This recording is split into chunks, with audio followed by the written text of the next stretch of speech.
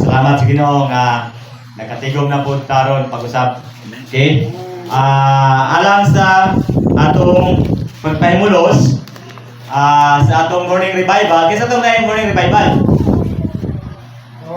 La. Dahil 30 ka po. Dahil 30 ka buok nga dala.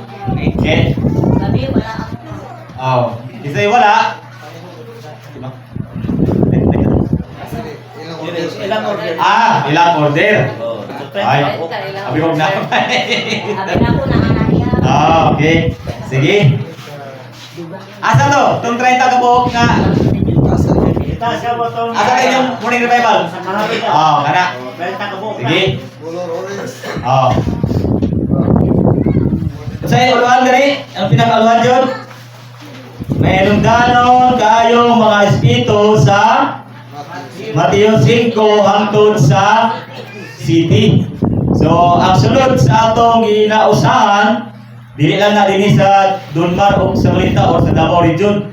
Tibuok universo, tanan ka iglesiyahanan, mao ni ang atong pag-muslan.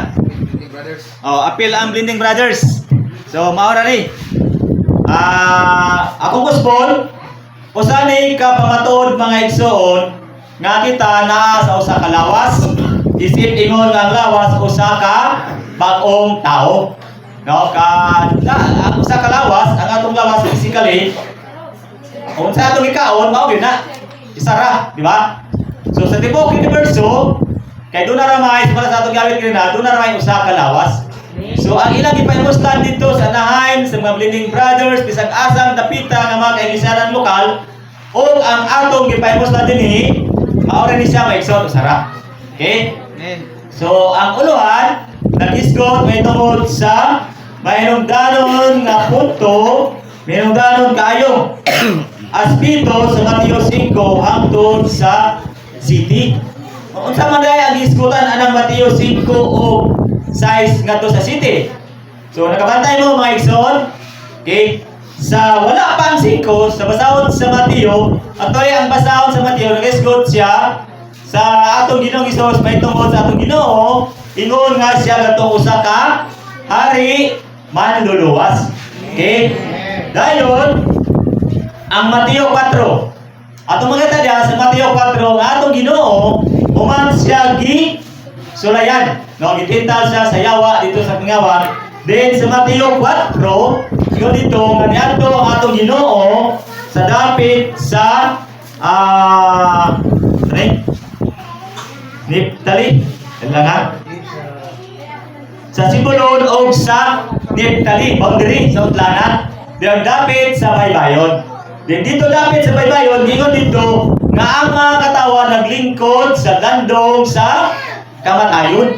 Naa sila sa kamatayon. Doon pasabot ang mga katawan ng dapita naa sa kangit-ngit. Ngano nga tungod kay adtong mga dapita ang mga tawo nga nagpuyo dito, mga tawo nga walay Dios, walay kahayag. Apan sa pag-adto sa atong Ginoo dito, ang mga tawo nakakita og dagong kahayag. Ano nga tungod kay atong Ginoo, usa siya kadakong kahayag. Then pag-adto niya dito, sumato ang tawo naglingkod sa dapit sa landong sa kamatayon, dapit sa kangit-ngit. Sa pag-adto sa atong Ginoo, nakakita sila og dagong kahayag. Amen. O ditong dapita ang Ginoo nagsugod sa pagsangyaw may tungod sa gingharian. Ingon ang Ginoo, pag hinusol mo kay adto na ang gingharian. Then ang atong Ginoo nag-ayo og mga masakiton, naghingilin og mga daotang espiritu sa mga tao nga giyawaan. Dayon dakong panon, no, ang nikuyog niya sa usapan na kamananaga kana bitaw isda. Ang tawag anak nila kay dili man panon kundi duot, no. So kumain ingon dia sa English crowd, no, sa Bisaya gitawag sa panon. Kung ibase na to sa termino sa mga isda, duot sa mga isda, no, or duot sa mga tao. But sabot ang duot gani halos dili na nimo ihap. Kay grabing duot ba? Gana. No? So dili nimo maihap kung pila na ka buok. So Nitong dapita ang atong Ginoo nag-ayo siya sa tanang klase sa mga masakit, no? Tanang klase sa mga sakit. O apil na katong mga yawaan o nasudlan sa duhatang espiritu. Dayon, human ato sa pakita sa Ginoo, ang Ginoo ni adto nibiya sa dito, no, sa dakong panon. Ni saka siya ni adto siya sa bukid. So mao na ang Mateo 5. Okay? Usa ka butang nga ingon diri usa ka minungdanon kaayong punto sa Mateo 5 ngadto sa city. Sa 5 nagisgot dito may tungod sa pagkamabulahan. Okay? Pila ka bulahanan na diha? 8 or 7? Ha? Siyam ka kabuluhanan. Okay? Ang una diha nagisgot may tungod sa bulahan kadto kabos sa espiritu. Kinsa man ang iyang hisgutan ani? Kinsa ang iyang gisultian? Dili ito kanon, dili ito duot sa mga tao. Kung dili katurang mga iyang mga tinunan. Nagpasabot din yung igsoon, humanta, magkakita sa akong kahayag. No humanta makabaton sa Ginoo ingon nga ato kinabuhi, humanta maginusod og nanaan ta sa kagirian sa mga langit. Subot pasabot aron ta matudloan sa pagkinabuhi sa kinabuhi nga naa sa kagirian nang kinahanglan ta nga mubiya gikan sa dapit sa baybayon mo adto ta sa habong kadapit diin tua ang Ginoo.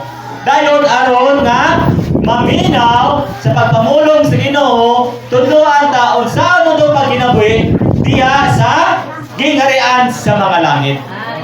Okay? Usa ka butang sa gingon diha bulahan kadto kabos sa espiritu. Ang pagkakabos diri maigsoon dili pod pasabot nga mahimo lang tang mapailog sa anon or mahimo tang buotan. Ang pagkakabos dinhi mahimo tang basiyo, no? Dili lang sa mga negatibong butang, bisan pa sa mga positibong butang dai maigsoon. No, sa mga atong mga kasitian kani, sa atong mga kalampusan, so ato dai itong i-unload, no, ato tong habwaon aron sa tuyo nga makadawat na bunta o mga bagong butang gikan sa Ginoo. Okay? Salamat sa Ginoo Maigsoon. So kung sa atong mga gahapon, mga kani, ato na tong i-habwaon aron sa tuyo nga makadawat na buntag mga bagong butang, bagong sangkap gikan sa Ginoo. Dayon humana na, sunod na to pila pa kakabuluhanan. No, bulahan tong nagbangutan or nag-agulo ba, nagmulo ba sa mga kahintang sa palibot. No? Salamat sa Ginoo. Dayon uban pa unsa pa tumabulahan tong mga mapailubon. Okay? Tanan ng kabulahanan nagsugod sa number 1 sa pagkabulahan katong kabos sa espiritu. Okay? Dayon pag-abot sunod sa atong imarigsoon, nagisgot may tungod na bila sa simana 3, no? Nagisgot na may tungod sa pag-ampo. No human sa Ginoo, tudloy ang iyang mga tinunan unsaon paginabi sa gingharian sa mga langit, gitudloan niya unsaon nila pag-ampo. Okay? So salamat sa Ginoo Maigsoon. No human ta tudloy, no sa batakang balaod unsaon na to paginabi diha sa gingharian sa mga langit, no ingon nga kita kadtong mga katawan nga naa sa gingharian. Okay? So kita usata adto, no? Nga katong gitudloan sa Ginoo unsaon na to pagkinabi nga naa sa gingharian sa mga langit. Okay? Sunod, tudloan ta sa Ginoo unsaon na to pagampo. No malagmit kita mahibalo man ta pagampo. No labi na gyud katong nagbata, no, sa denomination o sa karelihiyon, tudloan gyud pud na, no, tudloan pud ta unsaon na to kaya ko na nagmataman ko sa Katoliko o din nagtubo ana tudloan pud mi sa mga pagampo. Pero dinhi maigsoon, no, baisan si Brad, nga Brad ani. Dali si Brad swito ni siya. Kining gitudlo sa Ginoo sa Mateo, no, unsaon pagampo, memorize ni Brad. Isa ako na memorize na ko na. Pero wala ta kabalo unsa ay na. No? Pero dinhi pala Tidloan ta sa Ginoo, unsaon nato pag-ampo. Gani gingon dinhi kung ang atong pag-ampo wala mapatungong sumala sa iyang hitinguha, usbon nato ang atong pag-ampo mga igsoon. Okay? So kung ang atong pag-ampo kani wala masanong, do may bulong mo ta nga ngano man ni? Dugay na gog sige ampo sa Ginoo wala pa man way tupag. Wala ito ba? Oh, ano man na? Tungod kay wala daay na pasanong sa unsa ang iyahang kabubuton. Busa nini nga pag-ampo maigsoon ditudloan ta. Okay? Usa gingon diha, amahan namo balaanon ang imong ngalan. Kini nga mga pag-ampo maigsoon duna daay sa specific, no? Unsaon nato pag-ampo. Una, nag-isgot may tungod sa pagbalaan sa ngalan sa amahan. Kaya kini nga pag-ampo duna sa tulo ka butang nga gi-isgotan. Una, ngalan sa amahan, na kinahanglan mabalaan. Ikadua, nang-isgot sa gingarian. Din mao ang gingarian sa anak. Din katulo, mao ang pagtuman sa kabubuton, no, sa balaang espiritu. No, sa anak, nang-isgot sa bituon nga manaa moabot ang gingarian. Okay? Ingon dinhi, ang pagkabalaan sa ngalan sa amahan kay naghimo man gud ning kumun o kasagaran. Di ba? Gani halos wato pa sa ubang dapit.